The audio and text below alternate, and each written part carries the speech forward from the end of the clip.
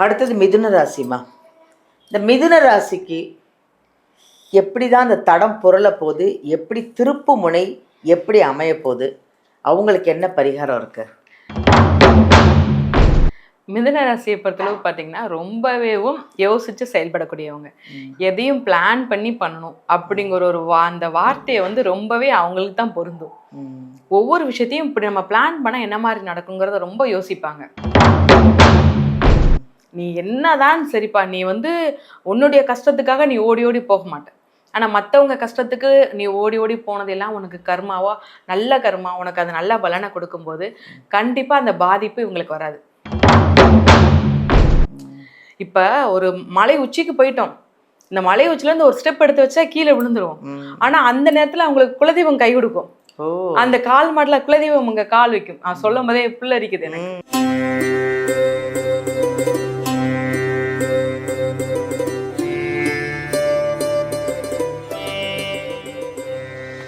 Hi, எல்லாருக்கும் வணக்கம். நான் தாங்க உங்கள் பாலாம்பிகா. உலகமெல்லாம் பார்த்து ரசித்து எங்கள் ஜோதிடர் யுகம் சேனலை வந்து இவ்வளோ பிரபலமாக்கி நிறைய கமெண்ட்ஸ் கொடுத்து நாங்கள் எங்களுடைய ஜோதிடர்கள் சொல்கிற அத்தனை விஷயங்களையும் உங்களுக்கான பதிவு அப்படிங்கிறத நீங்களும் புரிஞ்சுக்கிட்டு அந்த ஆலயங்கள், பரிகாரங்கள், ஒரு பெயர்ச்சிக்கும் எப்படி இருக்குது இந்த 12 ராசிக்கும்னா நாங்கள் ஒரு ஜோதிடர்களையும் கூப்பிட்டு உங்களுக்காக இந்த பதிவை கொடுத்துக்கிட்டு இருக்கோம். இதில் நீங்களும் பார்த்து அதை அப்படியே ஃபாலோ பண்ணி நாங்கள் நல்லா இருக்குது பரிகாரங்கள்லாம், இத்தனை ராசிக்கும் இத்தனை விஷயங்களெல்லாம் நீங்கள் எப்படி சொல்கிறீங்க அப்படின்னு கேட்குறாங்க. அந்தளவுக்கு எங்களுக்கு வந்து இவ்வளோ சந்தோஷமாக இருக்குது. எங்கள் ஜோதிடர் யுகம் சேனலை இவ்வளோ பிரபலமாக்குனதுக்கு முதல்ல நன்றி சொல்லணும் உங்களுக்கு எல்லாருக்குமே, வியூவர்ஸ் எல்லாருக்குமே. ஸோ நம்ம வந்து ஒரு பெயர்ச்சி, ஒரு புது புது விஷயங்களை உங்களுக்கு கொண்டு வந்துட்ருக்கோம் இல்லையா, 12 ராசிக்காரர்களுக்கும். அப்படி இன்றைக்கி வந்து ஒரு வித்தியாசமான ஒரு பதிவோடு தாங்க நாங்கள் இன்றைக்கும் வந்திருக்கோம். மாற்றிடாதீங்க, அப்படியே வைங்க, ஸ்கிப் பண்ணிடாதீங்க, ஃபுல்லாக வீடியோலாம் பாருங்கள். ஏன்னா இது உங்களுக்கான பதிவு. முக்கியமான ஒரு அற்புதமான ஒரு விஷயம்னு சொல்கிறேன் இல்லையா. என்ன விஷயம் அப்படின்னா, ஆகஸ்ட் மாதத்தில் இந்த சில ராசிகள்லாம் தடம் புரள போகுதாம். இந்த ராசிக்கெல்லாம் திருப்பு முனை அமைய போதாம். அப்படி என்ன அந்த 12 ராசியில் எந்த ராசி தடம் புரள போகுது, எந்த ராசி திருப்பு முனையாக அமைய போகுது அப்படிங்கிறத தான் நம்ம பார்க்க போகிறோம். அதை சொல்ல வராங்க நம்ம பாரம்பரிய ஜோதிடர் யோக பிரபா. அவங்கள தான் நம்ம சந்திக்க போகிறோம். ரொம்ப சின்ன பொண்ணாக இருந்தாலும் அவ்வளோ விஷயங்களையும் அந்த பொண்ணு கரைச்சி குடித்து நிறைய விஷயங்களை சொல்லிகிட்ருக்கு. நானே அப்படியே மெய் மறந்து கேட்டுட்ருக்கேன். அவ்வளோ தெரிஞ்சு அவ்வளோ விஷயங்களெல்லாம் பார்த்துட்ருக்காங்க. உங்களுக்கு அவங்கக்கிட்ட ஜாதகம் பார்க்கணும் அப்படின்னு நீங்கள் பிரியப்பட்டீங்கன்னா வீடியோலேருந்து நம்பர் எடுத்து நீங்கள் நேரடியாக ஜாதகத்தை பார்க்கலாம். ஏன்னா அவ்வளோ பரிகாரம், இந்த கோவில் விஷயம், ஒரு ராசி எப்படி இருக்குது, பெயர்ச்சிக்கு எப்படி இருக்குது, எல்லாமே அந்த பொண்ணு கரெக்டாக சொல்கிறாங்க.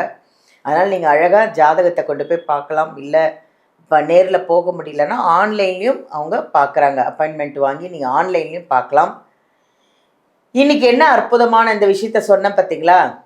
12 ராசிக்கும் எது தடம் புரள போது, எது திருப்பு முனையாக ஆக போகுது இந்த ஆகஸ்ட் மாதத்தில் நான் உங்களை நம்ம கேட்டு தெரிஞ்சுக்கலாமா? வாங்க அவங்களையே சந்திப்போம்.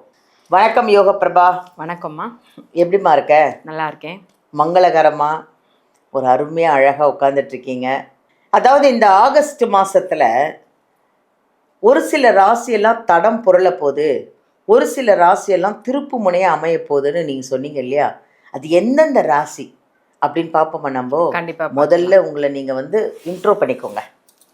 வணக்கம். நான் உங்கள்கிட்ட என்னென்ன விஷயங்கள் இருக்குன்னு சொல்லுங்கள். நீங்கள் என்னென்ன பண்ணுவீங்க அப்படின்னு சொன்னால் தான் நிறைய பேருக்கு தெரியும் மக்களுக்கு. ஜோதிடம் யுவன்டி நேயர்கள் அன்பர்கள் அனைவருக்கும் யோக பிரபாவின் அன்பான வணக்கங்கள். நான் வந்து ஒரு பாரம்பரிய ஜோதிடர், டைரக்ட் ஆருடர், எண் கணிதமும் பார்க்குறேன். உங்களுடைய சந்தேகங்கள் இல்லை ஜோதிட ஆலோசனை எதுனாலும் சரி, விளக்கங்கள் தேவையா, இல்லைனா ஏதாவது உங்களுடைய பேரில் ஏதாவது ஒரு குழப்பம் இருக்குது, எனக்கு சரியாக வளர்ச்சி அடைய முடிய மாட்டேங்கி, ஏதாவது ஒரு வகையில் அடிபட்டுக்கிட்டே இருக்கேன், ஒரு நல்ல நேரம் எனக்கு எப்போ வருதுங்கிற உங்களுடைய கேள்விகளுக்கு, குடும்பத்தில் ஒற்றுமை எப்படி இருக்கும், இந்த மாதிரியான ஏகப்பட்ட கேள்விகளுக்கு உங்களுடைய முன்னோர்கள் ஆசீர்வாதம் உங்களுக்கு இருக்குதா இல்லையா, இப்படிங்கிற ஏகப்பட்ட சந்தேகங்களுக்கு உங்களுக்கு தெளிவான விளக்கம் உங்களுடைய சுய ஜாதகத்தை வச்சு தெளிவாக பார்த்து சொல்லிடலாம். முதல்ல வந்து இந்த ஆகஸ்ட் மாதம், முதல்ல இந்த ஒவ்வொரு மாதத்தையும் வந்து சூரியன் இருக்கிற இடத்த வச்சு தான் நம்ம வந்து கணிப்போம். அப்படி இருக்கையில பாத்தீங்கன்னா சூரிய பகவான் முதல்ல வந்து கடகராசியில தான் இருக்காரு. சூரிய பகவான் கடகராசியில குரு பகவானோட சேர்ந்து இருக்கிறார். முதல்ல அதே மாதிரி மிதுனத்துல புதன் பகவான் இருக்கார். புதன் பகவான் வந்து பாத்தீங்கன்னா ஆகஸ்ட் 5ஆம் தேதிக்கு அப்புறம் மறுபடியும் யார் கூட வர்றாருன்னா கடகராசியில வர்றார். மீனத்துல இருக்கிற சனி பகவானை நம்மளுடைய உச்ச குருவா ஒரு இயற்கை சுபரா இருக்கிற குரு பகவானும் சனி பகவானை பாக்குறாரு. சிலருக்கு 7.5 சனி இருக்கு, கண்டக சனி இருக்கு, பாத சனி, நிறைய சனி இருக்குன்னு சொல்றவங்களுக்கு எல்லாம் பயந்துகிட்டே இருப்பாங்க. அச்சோ நம்மளுக்கு நேரம் ரொம்ப மோசமாதான் இருக்குமோ அப்படின்னு ஒரு பதட்டத்திலே இருப்பாங்க. ஆனா முதல்ல வந்து ஒண்ணு தெரிஞ்சுக்கோங்க, சனி பகவான் வந்து நம்மளை பாதிப்பை வந்து ஏற்படுத்த மாட்டாரு. அவரை பார்த்து பயப்பட வேண்டிய அவசியமே கிடையாது. அவர் என்ன பண்றாரு அப்படின்னா, நீங்க அதிகமா ஆடிட்டீங்களா, அதிகமான விஷயம் நீங்க ஏதோ தப்பு பண்ணிட்டீங்க, ரொம்ப சேட்டை பண்ணிட்டீங்களா, என்ன பண்றாருன்னா, நீ தப்பு பண்ணிட்டப்பா, ஒரு லிமிட்டுக்கு மேல போகுது, உன் மைண்டை நீ மாத்திக்கோன்னு சொல்லி தலையில தட்டி உட்கார வைக்கிறதுக்கு உண்டான ஒரு வேலையை தான் சனி பகவான் பார்ப்பாரு, கண்டிக்கிறாரு. அந்த கர்ம பலனை குறைக்கிறாரு. ஏன்னா நீ ரொம்ப பண்ணனா உன்னோட நீ கஷ்டப்பட்டா பரவாயில்ல, உன்னோட சந்ததியும் கஷ்டப்படும். அதனால நீ கொஞ்சம் கண்ட்ரோல் பண்றதுக்குரிய வேலையை தான் சனி பகவான் வைக்கிறாரு. அப்படி மட்டும் இல்லாம நம்ம உச்சகுரு, நம்ம குரு பகவானும் சனி பகவானை பாக்குறாரு கடகராசில இருந்து. அப்படி இருக்கும்போது அவங்களுக்கு கூடுதலா ஒரு பெரிய பாசிட்டிவான விஷயம் தான் நடக்க போகுது. அது மட்டும் இல்லாம இந்த புதன் பகவான், சூரிய பகவான் வந்து முதல்ல 15 நாள்ல தான் கடகராசில இருப்பார். அதற்கு 15 நாள் வந்து சிம்மராசிக்கு வர்றாரு. அப்படி இருக்கும்போது நிறைய கிரகங்கள் இந்த மாற்றத்தினால நிறைய ராசிகள்ல வந்து ஒரு சூப்பரான அச்சீவ்மெண்ட் போறாங்க. ஒரு திருப்பு முனையா லைஃப்லேயே ஒரு டேர்னிங் பாயிண்ட் அவங்களுக்கு கிடைக்க போகுது. ஆனா சில இடங்கள்ல வந்து லைட்டா ஒரு தடம் பொருளுக்கு உண்டான ஒரு சுச்சுவேஷனும் அமைய போகுது. ஸோ அது என்னன்னு சொல்லி நம்ம பார்த்துக்கலாம். இந்த ஆகஸ்ட் மாசத்துல வேற என்ன சிறப்புலாம் இருக்குமா? ஆகஸ்ட் மாதத்துல ஃபர்ஸ்ட் வந்து பாத்தீங்கன்னா ஆகஸ்ட் 3ஆம் தேதி ஆடிப்பெருக்கு. ரொம்பவே நம்ம வந்து நீர்நிலைகளுக்கு நன்றி செலுத்துற நாள். இந்த டைம்லலாம் காவிரி ஆறுகள்லாம் தண்ணி அதிகமா பெருக்கெடுத்து வரும். அது மட்டும் இல்லாம விவசாயம் செய்யறதுக்கு ரொம்ப உகந்த நாள். நிறைய கிராமத்து சைட்லலாம் பார்த்தீங்கன்னா நீர்நிலைகள்ல பத்திச்சுடம் பொருத்தி வழிபாடு பண்ணி வரவேற்பாங்க. தண்ணியை வழிபாடு பண்ணி நம்ம எப்படி ஒரு விஷயத்துக்கு எது போனால் நம்ம வழிபாடு பண்ணுவோம், இப்போ சாமியா சிலையா இருக்கிறவங்க வழிபாடு பண்ணுவோம் இல்லையா, அதே மாதிரி நீரை வழிபாடு பண்ணுவாங்க. ரொம்பவே உகந்த நாள். இந்த டைம்ல நீங்க புதுசா ஒரு சேமிப்பு பழக்கத்தை ஸ்டார்ட் பண்றீங்கன்னு வச்சுக்கோங்களேன், அது கூடுதலால பெருகும். ஆடிப்பெருக்குன்னு சொல்லுவாங்க. அதான் பெருக்கு. நீங்க ஒரு விஷயம் நல்லது பண்ணீங்கன்னா பல விஷயமா மாறும். அதனால கண்டிப்பா தவறாம பண்ணணும். ஆகஸ்ட் 7 வந்து பாத்தீங்கன்னா ஆடி கிருத்திகை. முருகனுக்கு ரொம்ப உகந்த நாள். ஏன் சொல்றேன்னா, இந்த கார்த்திகை பெண்கள் தான் முருகனை வந்து வளர்த்தாங்க, ரொம்ப பாசமா பாத்துக்கிட்டாங்க. அப்படி இருக்கும்போது அந்த கார்த்திகை பெண்களுக்கு வந்து பாத்தீங்கன்னா நம்மளுடைய முருகன் வந்து வரம் கொடுத்தார். அந்த மாதிரி நாட்கள்ல திருமணமாகாத பெண்கள் இல்ல திருமணமான பெண்கள், குடும்பத்துல பிரச்சனைன்னு இருக்கிற பெண்கள் முருகன் கோவிலுக்கு போய் வழிபாடு பண்ணாங்கன்னா அவங்களுக்கு ஒரு நல்ல மன வாழ்க்கையும் இல்ல மன வாழ்க்கையில இருக்கிற பிரச்சனையும் தீருங்கிறது ஒரு ஐதீகமான ஒரு விஷயம். இதற்கப்புறம் பாத்தீங்கன்னா ஆகஸ்ட் 12ஆம் தேதி சர்வ அமாவாசை. இந்த அமாவாசை ரொம்பவே முக்கியமானது. முன்னோர்களுக்கு திதி தர்ப்பணம் கொடுக்கறது. இப்ப நார்மலா ஒவ்வொரு மாதமும் அமாவாசை வருது. நம்ம இறந்தவங்களுக்கு திதி தர்ப்பணம் ஒரு சிலர் கொடுப்பாங்க, ஒரு சிலர் கொடுக்க மாட்டாங்க. இது ரொம்பவே முக்கியமான ஒரு விஷயம். ஏன்னா நம்மளுக்கு மற்ற நாள்ல நீங்க கொடுக்குறீங்களோ கொடுக்கலையோ, இந்த தை அமாவாசை ஆடி அமாவாசை கண்டிப்பா நீங்க கொடுத்தாகணும். அதே நீங்க கொடுக்காம விட்டீங்கன்னா நம்ம குடும்பத்துல உங்களுக்கு அந்த பாதிப்பு வராது, உங்களுடைய சந்ததியர்களுக்கு அந்த பாதிப்பை ஏற்படுத்தும். தன்னுடைய குடும்பத்துல குழந்தைகளோட உடலம் என்னன்னே தெரியாம கஷ்டப்படுறது, குடும்பத்துல என்னன்னே காரணமே இல்லாத பிரச்சனைகள் வருது, ஏதாவது ஒரு திதி தர்ப்பணம் முன்னோர். ஏன்னா அந்த டைம்ல என்ன பண்ணுவாங்க அப்படின்னா, இது தட்சிணியோட காலத்துல முதல் மாதம் தான் நம்மளுக்கு இந்த ஆடி மாதம் வரும் ஆகஸ்ட்ல. இதுல வந்து நம்ம முன்னோர்கள் வந்து என்ன பண்ணுவாங்கன்னா, நம்மளுடைய சந்ததிகள் நம்மளுக்கு நினைக்கிறாங்களா, நம்மளுக்காக எதுவும் பண்றாங்களான்னு வந்து பாக்குற காலம். அப்ப நம்ம அவங்களுக்கு வந்து நம்மளுக்கு ஒரு நேரம் சாப்பாடு லேட் ஆனாலே வீட்டுல உள்ளவங்கள ரொம்ப கோவமா பேசுறோம்.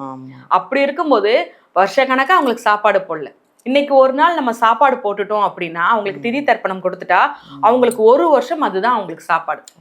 அப்படிங்கும்போது அதுதான் அவங்களுக்கு ஒரு மனசுக்கு சந்தோஷமா வாழ்த்திட்டு போவாங்க. இல்ல நம்ம முன்னோர்களா இருந்தாலுமே நம்ம மேல கோவப்பட்டாங்கன்னா அது சபிக்கிற மாதிரி போயிடும். அது வந்து நம்மளுக்கு பாதிச்சாலும் பரவாயில்ல, நம்ம எதிர்த்துக்கலாம். ஆனா நம்மளுடைய குழந்தைகளுக்கு பாதிக்கும். அந்த பாதிப்பு வராம இருக்கிறதுக்கு இவங்க கண்டிப்பா திதி தர்ப்பணம் கொடுக்கணும். மாடுகளுக்கு கீரைகள் வாங்கி கொடுக்கணும், ரொம்பவே முக்கியமான ஒரு விஷயம். அடுத்து வந்து பாத்தீங்கன்னா ஆகஸ்ட்ல வந்து பாத்தீங்கன்னா 14ஆம் தேதி ஆடி பூரம் வருது. இந்த பூரம் வந்து எப்படின்னா ஆண்டாள் அவதரித்த நாள். இந்த நாள் ரொம்பவே முக்கியமான நாள்.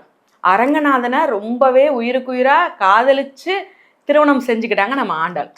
இந்த கால டைம்ல திருமணம் ஆகாத பெண்கள், இல்லைன்னா நான் லவ் பண்ணிக்கிட்டே இருக்கேன், எனக்கு அந்த பையனை விரும்பணும், நான் கல்யாணம் பண்ணிக்கிறோம், வீட்டில் சம்மதத்தோட திருமணம் பண்ணணும் அப்படின்னு நினைக்கிறவங்க ஆண்டாள் கோவிலெல்லாம் பார்த்தீங்கன்னா எல்லா அம்மன் கோவில்லுமே அந்த வளையல் வச்சு அம்மனுக்கு அலங்காரம் பண்ணியிருப்பாங்க. அந்த வளையல் எடுத்து போட்டுக்கணும். அந்த வளையலெல்லாம் கொடுப்பாங்க. பூஜை முடிஞ்சு கொஞ்ச நாள் ஒரு வாரம் கழிச்சு அந்த கோவில் உள்ள வளையல்லாம் கொடுப்பாங்க.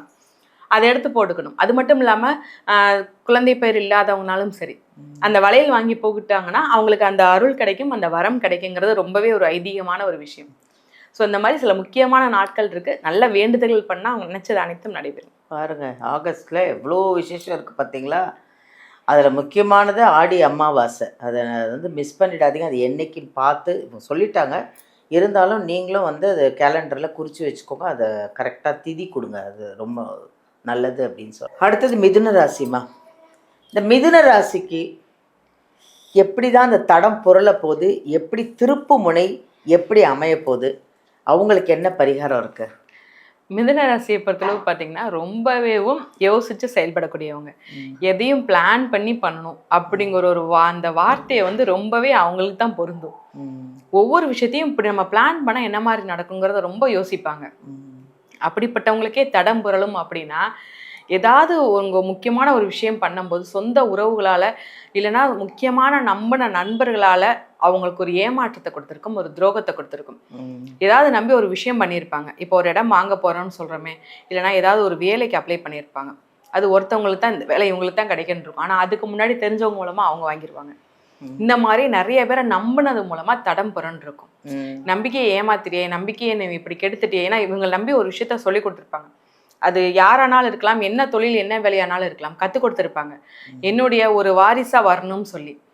ஆனால் அவங்க அதை பண்ணிட்டேவும் எதிராளியோட சேர்றது, இவங்களுக்கு பிடிக்காத நபரோட சேர்றது, இல்லைன்னா சேர்ந்துக்கிட்டு இவங்களை மட்டம் தட்டுறது, இவங்கள உட்கார வைக்கிறது. அதாவது இந்த வேலைக்கு நீங்கள் பொருத்தமில்ல, நான் தான் சரியான ஆளுன்னு சொல்லி இவங்களுக்கு ரெஸ்பெக்ட் பண்ணாமல் இருக்கிறதுங்கிறது நிறைய விஷயத்த இவங்க துரோகத்தினால பார்த்ததுனால அந்த இடத்துல தரம் புரண்டுட்டாங்க. இதே இது வேற ஒரு ஆளா இருக்காங்க, தெரியாத நபரா இருக்காங்கன்னா இவங்க அதுல இருந்து மீண்டு இருப்பாங்க. ஒன்லி தெரிஞ்ச நபர் மூலமா அந்த ஒரு ஏமாற்றத்தையும் துரோகத்தையும் பார்த்தனால அதுல இருந்து அவங்களால வெளியில வர முடியாது. அதன் மூலமா நிறைய கடன் வாங்கி கடனால மட்டும்தான் இப்போ உள்ள சுச்சுவேஷன்ல தடம் புரண்டு போய் இருப்பாங்க. கடன் தான் பெரிய விஷயம். ஏன்னா இவங்க அவ்வளவு சீக்கிரத்துல கடன் வாங்க மாட்டாங்க. ஏன்னா கடன் வாங்கிட்டோம்னா அது எவ்வளவு தூரம் நம்மளுக்கு நிம்மதி இல்லாம இருக்குங்கிறத ரொம்பவே புரியும் மிதுன ராசிக்காரவங்களுக்கு. ஆனா அதையும் மீறி சில உறவுகளால கடன் வாங்கிட்டு அது எப்படி இப்போ செலுத்த முடியலமே. இப்போ ஒரு கேரண்டி கையெழுத்து போட்டு வச்சுருப்பாங்க. ஒரு நம்ம சரி பரவாயில்ல இவங்களுக்கு பதிலாக நான் சீட்டு வாங்குறது ஏதாவது ஒரு விஷயம், அதில் அவங்க ஏமாத்திட்டு போகிறது. அப்படின்னா பணத்தை நீதான்ப்பா கட்டணும்னு சொல்லி வந்து நிற்பாங்க. பைக் வாங்கியிருக்கிறது, வீடு லோன் வாங்கியிருக்கிறது, இந்த மாதிரியான நிறைய விஷயங்கள்ல ஏமாந்தி அந்த பணத்தினால தடம் புரண்டு நம்ம எப்படி இந்த அமௌண்ட்டை கட்ட போகிறோன்னு தெரியலே அப்படிங்கிற ஒரு மன உளைச்சலில் இருக்கக்கூடிய அமைப்பு இருக்கும். அதாவது திருப்புமுனை எப்படி இருக்கும்? அதுக்கப்புறம் பார்த்தீங்கன்னா திருப்பு முனைன்னு சொல்லி வரும்போது இவங்களுடைய அயராது உழைப்பு தான்.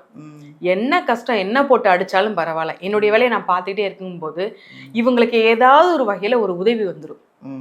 நீ என்னதான் சரிப்பா, நீ வந்து உன்னுடைய கஷ்டத்துக்காக நீ ஓடி ஓடி போக மாட்டேன், ஆனால் மற்றவங்க கஷ்டத்துக்கு நீ ஓடி ஓடி போனதெல்லாம் உனக்கு கர்மாவா நல்ல கர்மா, உனக்கு அது நல்ல பலனை கொடுக்கும்போது கண்டிப்பாக அந்த பாதிப்பு இவங்களுக்கு வராது. எங்க இருந்தாலும் ஒரு உதவி வந்துடும். அவங்களுடைய குலதெய்வம் அவங்க கூடயே இருக்கும். அதுதான் அவங்களுக்கு ஒரு திருப்பு முனையான ஒரு பெரிய பிளஸ் பாயிண்டா இருக்கும். இப்ப ஒரு மலை உச்சிக்கு போயிட்டோம், இந்த மலை உச்சில இருந்து ஒரு ஸ்டெப் எடுத்து வச்சா கீழே விழுந்துருவோம். ஆனா அந்த நேரத்துல அவங்களுக்கு குலதெய்வம் கை கொடுக்கும். அந்த கால் மாடல குலதெய்வம் அங்க கால் வைக்கும். சொல்லும் போதே புல்லரிக்குது எனக்கு. அப்படி ஒரு சுச்சுவேஷன் தான் மிதுன ராசிக்காரவங்களுக்கு இருக்கு. லாஸ்ட் எட்ஜ்ல போனாலும் கையை பிடிச்சு குலதெய்வம் கூட்டு வந்துடும். அது ஒரு திருப்பு முனையா இருக்கும். அவங்க நிறைய இடத்துல நிறைய டைம் உணர்ந்திருப்பாங்க மிதுன ராசிக்காரங்க. பரவாயில்ல, நல்ல வேளை நம்ம குலதெய்வம் காப்பாத்திருக்க, நல்ல வேளை இந்த நேரத்துல நம்ம குலதெய்வம் இருக்குன்னு அவங்க நிறைய டைம் உணர்ந்திருப்பாங்க. அப்படி இருக்கிற ஒரு அமைப்பு மிதுன ராசிக்காரவங்களுக்கு எங்கிட்ட இருந்தாலும் ஒரு உதவி வந்து அதுதான் அவங்களுக்குரிய ஒரு பெரிய திருப்பு முனையா இருக்கும். அவங்களுக்கான பரிகாரம் என்னமா இருக்கும்? அவங்களுக்கு வந்து பாத்தீங்கன்னா சும்மாவே நிறைய வழிபாடு நல்லா பண்ணுவாங்க. இதுல வாழ்வியல் பரிகாரம்னு சொல்லி என்னன்னா ரொம்பவே படிக்க கஷ்டப்படுறவங்களுக்கு படிக்க ஏதாவது ஒரு உதவி பண்ணணும். சிறு சிறு குழந்தைகளுக்கு ஸ்கூலுக்கு போகிறதுக்கெல்லாம் நிறைய கஷ்டப்படுறாங்க. நோட்டு புக் வாங்குறதுக்கு, யூனிஃபார்ம் வாங்குறதுக்கு, ஏதாவது ஒரு ஃபீஸ் கட்டுறதுக்கு, அவங்களுக்கு ஏதாவது பேனா பென்சில் வாங்குறதுக்கு கூட இல்லாம இருக்காங்க. அந்த ஒரு வாழ்வியல் பரிகாரம் பண்ணாலேவும் தடைகள் எல்லாமே அவங்களை விட்டு போயிடும். சூப்பரா இருக்கும். அவங்க அருமையான ஒரு பதிவு. மிதுன ராசிக்கு வந்து திருப்பு முனையும் இந்த தடம் புரள்றதுக்கு ஒரு பரிகாரம் இதுதான். வாழ்வியல் பரிகாரத்தை ஃபஸ்ட்டு நீங்கள் அது ஃபுல் வீடியோ பாருங்கள். அப்போ தான் அந்த இது உங்கள் மிதுன ராசிக்கு இங்கே என்ன வாழ்வியல் பரிகாரம் சொல்லியிருக்காங்க, உங்களுக்கு திருப்புமுனை எப்படி அமையுது, யாரால் அமையுது, எப்படி வருது அப்படின்றதெல்லாம் கரெக்டாக சொன்னாங்க. அதெல்லாம் ஃபுல்லாக பாருங்கள். நல்ல ஒரு அருமையான 12 ராசிக்கும் இந்த ராசி எப்படி தடம் புரளுது, அதுக்கு என்ன திருப்புமுனை, அவ்வளோ அழகாக சொல்லிட்டோமா. அதுக்கான பரிகாரம் அவ்வளோ அழகாக சொல்லியிருக்கீங்க. 12 ராசிக்கும் ரொம்ப யூஸ்ஃபுல்லான ஒரு விஷயம் இது. நன்றி நன்றிம்மா. பார்த்தீங்களா, இந்த ஆகஸ்ட் மாதத்தில் இந்த ராசி வந்து தடம் புரளாமல் இருக்கிறதுக்கு பரிகாரம், திருப்புமுனை ஆகிறதுக்கும் நிறைய விஷயங்களை அழகாக சொன்னாங்க. யோக பிரபானா நீங்கள் சாதாரணமாக நினச்சிட்டு இருக்காதீங்க, அவ்வளோ விஷயம் தெரியுது அவங்களுக்கு. அதுவும் இல்லாமல் அவங்க பாரம்பரிய ஜோதிடர் அவங்க, அதனால் பாரம்பரியமாக வர்றதுனால அவங்களுக்கு நிறைய விஷயம் கற்றுட்ருக்காங்க. உங்களுக்கு என்ன சந்தேகனாலும் சரி, வீடியோவிலேருந்து நம்பர் எடுத்து யோக பிரபா கிட்ட நீங்கள் அப்பாயின்மெண்ட் வாங்கி நேர்லேயே போய் பார்க்கலாம். ஜாதகத்தை எடுத்துகிட்டு போங்க. உங்களுக்கு என்னென்ன பிரச்சனை அப்படிங்கிறது அவங்களே அழகாக சொல்லி அதுக்கு ஒரு பரிகாரம், உங்களுக்கு பிரச்சனையெல்லாம் தீர்ந்து உங்களுக்கு அதுலேருந்து வெளியில் வந்து உங்களுக்கு வாழறதுக்கான வழிகள்லாம் எப்படி இருக்குமோ எல்லா விஷயத்தையும் அவங்க பார்த்து சொல்லுவாங்க. அதனால் நீங்கள் சப்போஸ் நேரில் வர முடியல அப்படின்னா கூட ஆன்லைன்லேயே அவங்க பார்க்குறாங்க. ஓகேவா? பாருங்கள், ஹாப்பியாக இருக்கிறதுக்கு நிறைய யூஸ்ஃபுல்லான விஷயங்க இது. அதனால் முதல்ல வீடியோவை ஸ்கிப் பண்ணாமல் ஃபுல்லாக பாருங்கள்.